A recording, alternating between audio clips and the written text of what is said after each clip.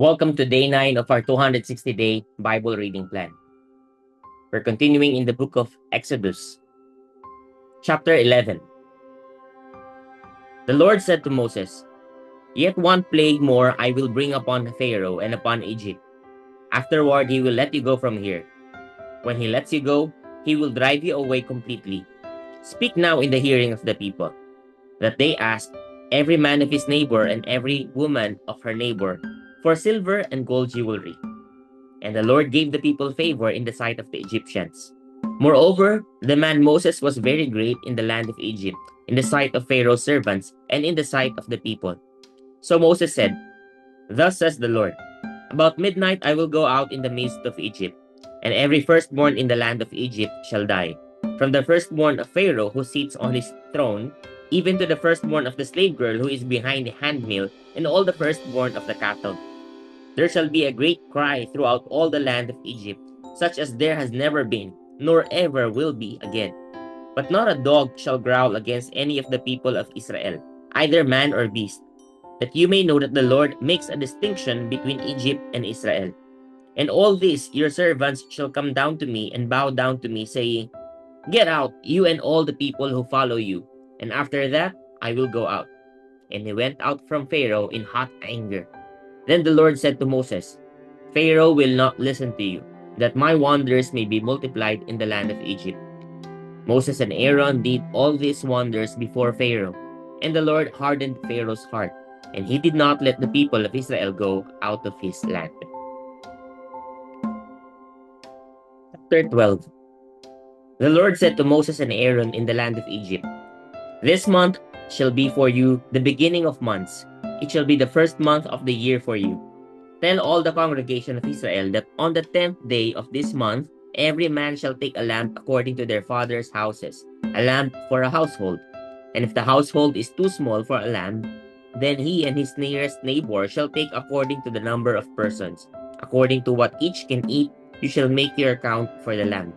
Your lamb shall be without blemish, a male a year old. You may take it from the sheep or from the goats, and you shall keep it until the 14th day of this month, when the whole assembly of the congregation of Israel shall kill their lambs at twilight. Then they shall take some of the blood and put it on the two doorposts and the lintel of the houses in which they eat it. They shall eat the flesh that night, roasted on the fire, with unleavened bread and bitter herbs. They shall eat it.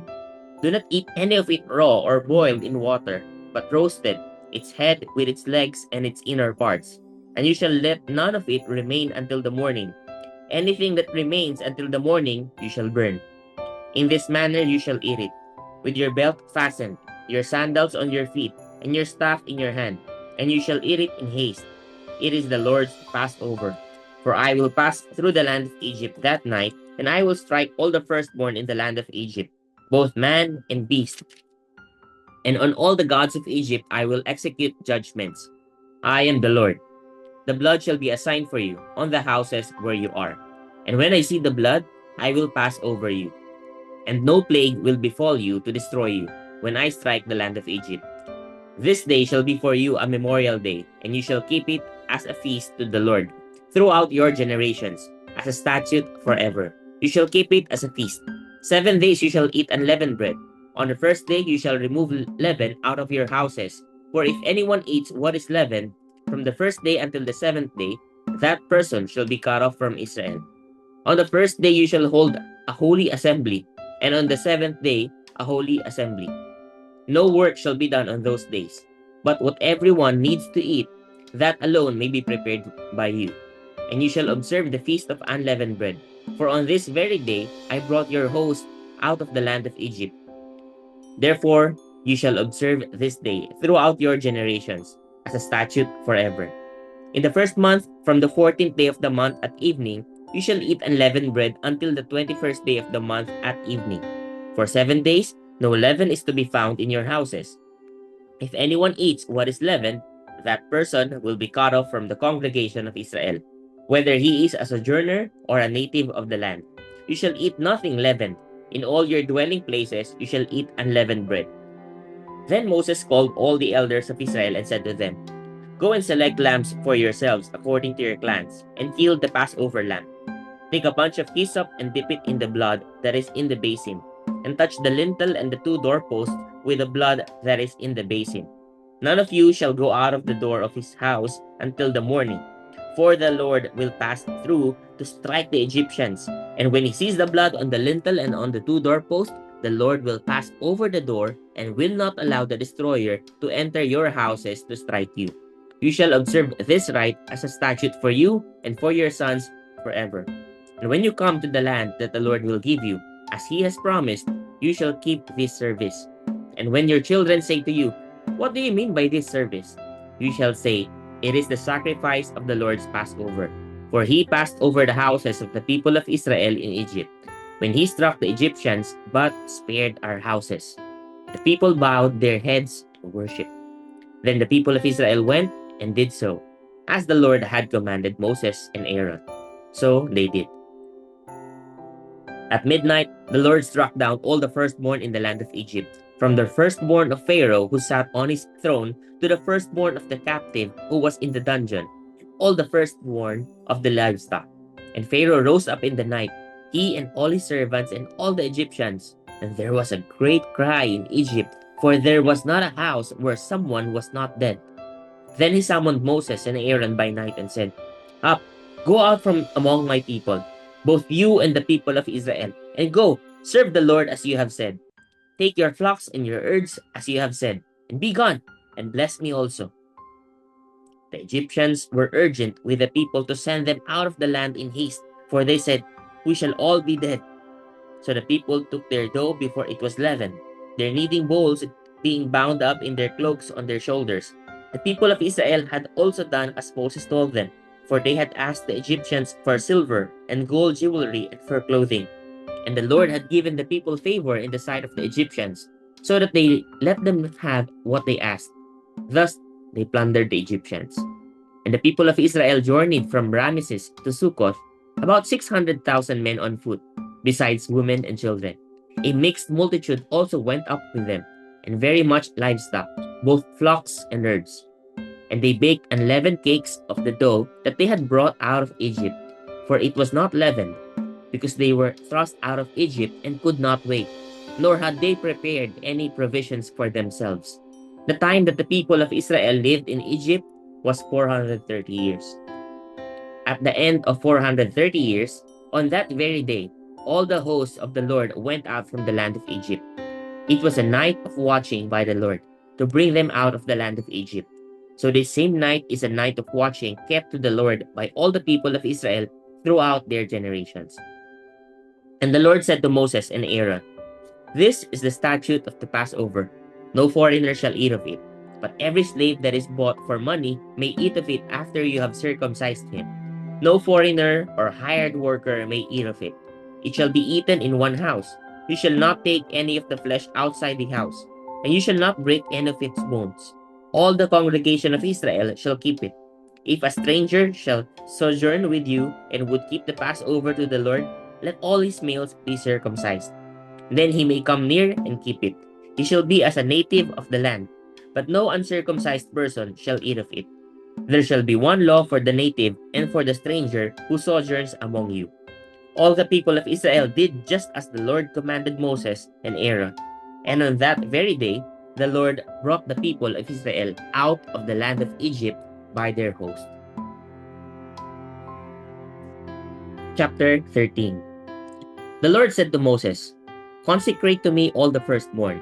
Whatever is the first to open the womb among the people of Israel, both of man and of beast, is mine." Then Moses said to the people, "Remember this day in which you came out from Egypt, out of the house of slavery, for by a strong hand the Lord brought you out from this place. No leavened bread shall be eaten. Today, in the month of Abib, you are going out. And when the Lord brings you into the land of the Canaanites, the Hittites, the Amorites, the Hivites, and the Jebusites, which he swore to your fathers to give you, a land flowing with milk and honey, you shall keep this service in this month. 7 days you shall eat unleavened bread, and on the seventh day there shall be a feast to the Lord. Unleavened bread shall be eaten for 7 days. No leavened bread shall be seen with you, and no leaven shall be seen with you in all your territory. You shall tell your son on that day, It is because of what the Lord did for me when I came out of Egypt. And it shall be to you as a sign on your hand and as a memorial between your eyes, that the law of the Lord may be in your mouth. For with a strong hand the Lord has brought you out of Egypt. You shall therefore keep this statute at its appointed time from year to year. When the Lord brings you into the land of the Canaanites, as he swore to you and your fathers, and shall give it to you, you shall set apart to the Lord all that first opens the womb. All the firstborn of your animals that are males shall be the Lord's. Every firstborn of a donkey you shall redeem with a lamb. Or if you will not redeem it, you shall break its neck. Every firstborn of man among your sons you shall redeem.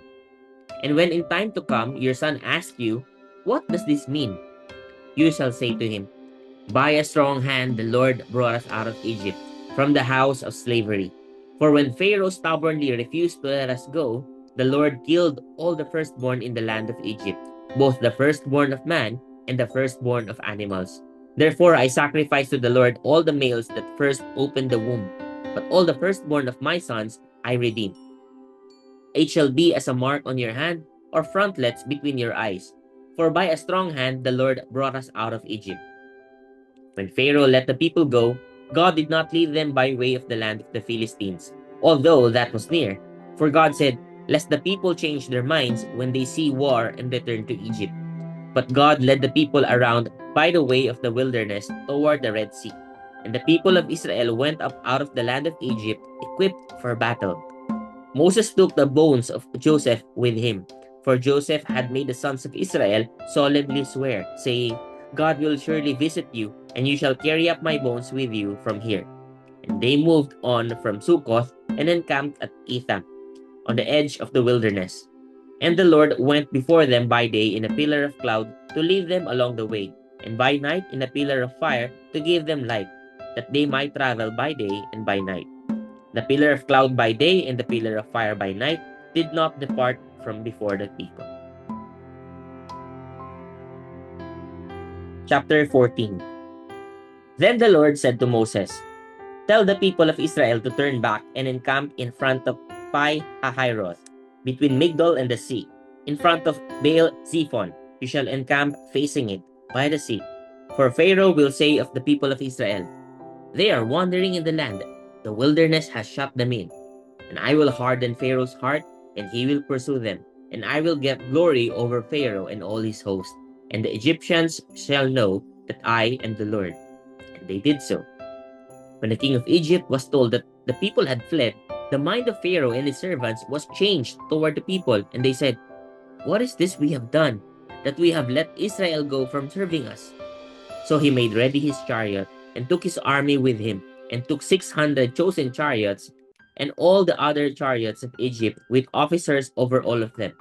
And the Lord hardened the heart of Pharaoh, king of Egypt, and he pursued the people of Israel, while the people of Israel were going out defiantly.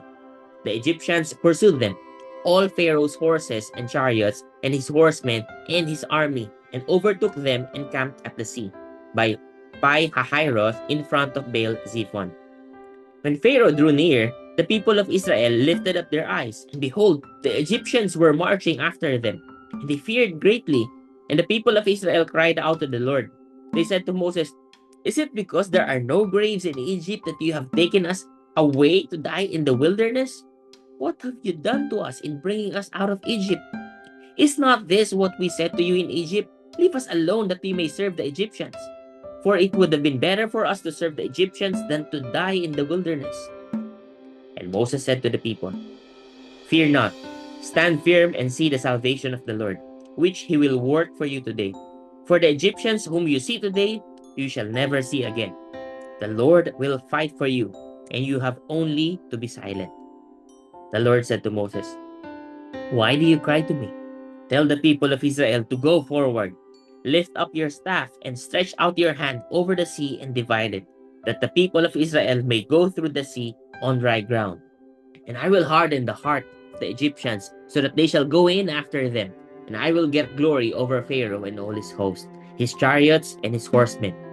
And the Egyptians shall know that I am the Lord, when I have gotten glory over Pharaoh, his chariots and his horsemen.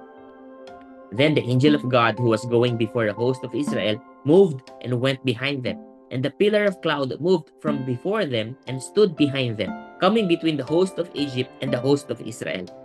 And there was the cloud in the darkness, and it lit up the night without one coming near the other all night. Then Moses stretched out his hand over the sea, and the Lord drove the sea back by a strong east wind all night and made the sea dry land. And the waters were divided. And the people of Israel went into the midst of the sea on dry ground, the waters being a wall to them on their right hand and on their left. The Egyptians pursued them and went in after them into the midst of the sea, all Pharaoh's horses, his chariots, and his horsemen.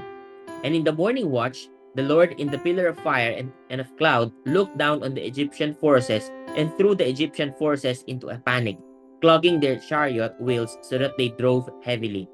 And the Egyptians said, "Let us flee from before Israel, for the Lord fights for them against the Egyptians." Then the Lord said to Moses, "Stretch out your hand over the sea, that the water may come back upon the Egyptians, upon their chariots, and upon their horsemen."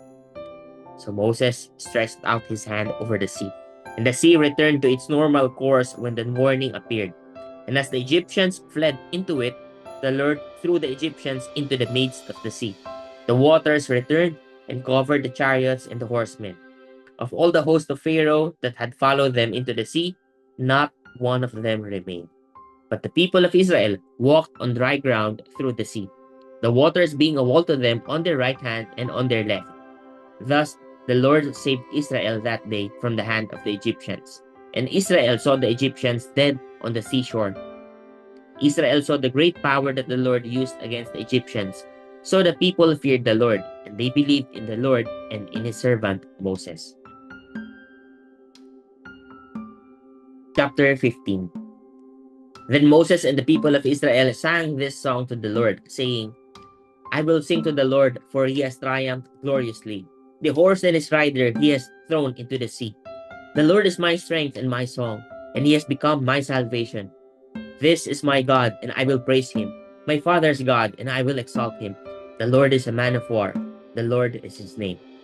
Pharaoh's chariots and his host he cast into the sea, and his chosen officers were sunk in the Red Sea. The floods covered them. They went down into the depths like a stone. Your right hand, O Lord, glorious in power. Your right hand, O Lord, shatters the enemy. In the greatness of your majesty, you overthrow your adversaries. You send out your fury, it consumes them like stubble. At the blast of your nostrils, the waters piled up. The floods stood up in a heap. The deeps congealed in the heart of the sea. The enemy said, "I will pursue. I will overtake. I will divide the spoil. My desire shall have its fill of them. I will draw my sword. My hand shall destroy them." You blew with your wind. The sea covered them. They sank like lead in the mighty waters. Who is like you, O Lord, among the gods? Who is like you, majestic in holiness, awesome in glorious deeds, doing wonders? You stretched out your right hand. The earth swallowed them. You have led in your steadfast love the people whom you have redeemed. You have guided them by your strength to your holy abode. The peoples have heard, they tremble. Pangs have seized the inhabitants of Philistia. Now are the chiefs of Edom dismayed. Trembling seizes the leaders of Moab. All the inhabitants of Canaan have melted away. Terror and dread fall upon them. Because of the greatness of your arm, they are still as a stone. Till your people, O Lord, pass by. Till the people pass by, whom you have purchased. You will bring them in and plant them on your own mountain. The place, O Lord, which you have made for your abode. The sanctuary, O Lord, which your hands have established. The Lord will reign forever and ever. For when the horses of Pharaoh with his chariots and his horsemen went into the sea, the Lord brought back the waters of the sea upon them. But the people of Israel walked on dry ground in the midst of the sea. Then Miriam, the prophetess, the sister of Aaron, took a tambourine in her hand, and all the women went out after her with tambourines and dancing. And Miriam sang to them, "Sing to the Lord, for he has triumphed gloriously. The horse and his rider he has thrown into the sea." Then Moses made Israel set out from the Red Sea, and they went into the wilderness of Shur.